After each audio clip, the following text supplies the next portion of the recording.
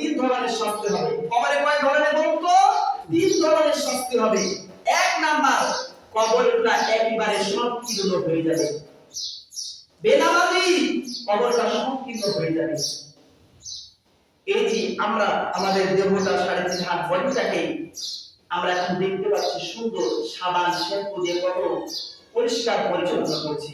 যখনই কবরের মধ্যে রাখবে, এই যে আমার আঙ্গুলের দিকে তাকান, একটা আঙ্গুল আর একটা আঙ্গুলের মধ্যে ঢুকে যাচ্ছে, অনুরূপ ভাবে দুই কবরের পাশে মাটি করে এইভাবে চাপ দিতে থাকবে, আবার এই মাথার দিক থেকে এইভাবে চাপ দিতে থাকবে, বেনামাজি চিৎকার করতে থাকবে।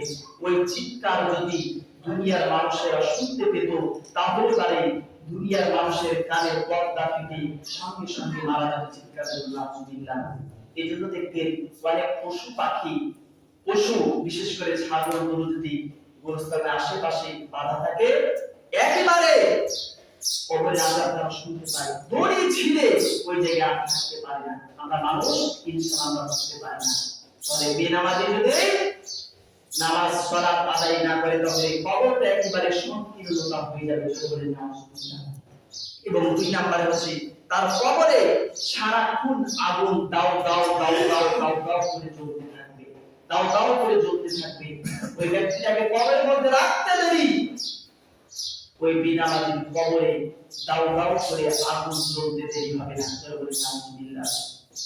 দুনিয়ার বুকে আমরা দেখেছি, দুনিয়ার বুকে সামান্য যদি আমাদের এই আগুনটা শরীরের কোন অংশে লেগে যায়, ওই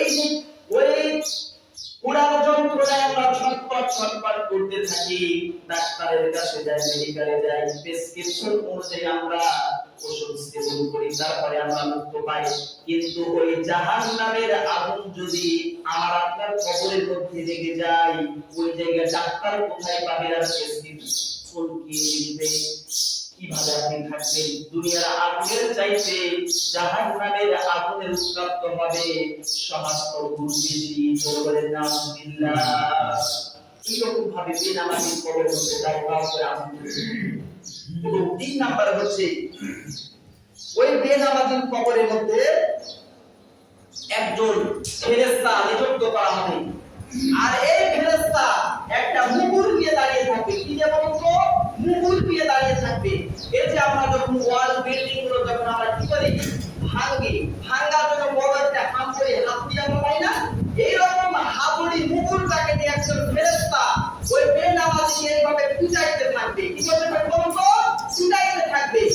ফজরের পর থেকে পিটা শুরু হবে। ফজরের রাত ফজরের সালাত আদায় করে পর থেকে তখন বেনামাজি বলবে, আল্লাহ ও আল্লাহ, আমি রাত 12টা থেকে কারেন্ট চলে গেছিল, সকালে ঠিক মতো রাতের ঘুম হয়নি, সকালবেলা সেই ঘুমিয়েছিলাম, এজন্য আমি আর ফজরের সালাত আদায় করতে পারি। এবারে বলবো না, কি বলে?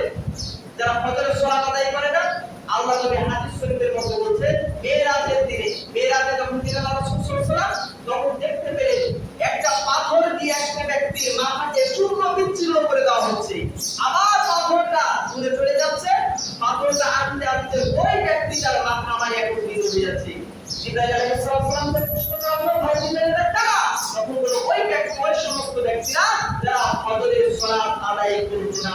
বলেন নাউযুবিল্লাহ।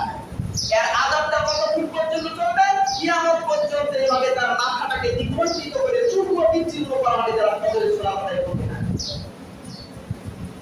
তাহলে পরে দুনিয়াতে অর্থাৎ মৃত্যু কবরের মধ্যে 3 ধরনের শাস্তি হবে। কবরটা সংকীর্ণ হবে। 2 নম্বরে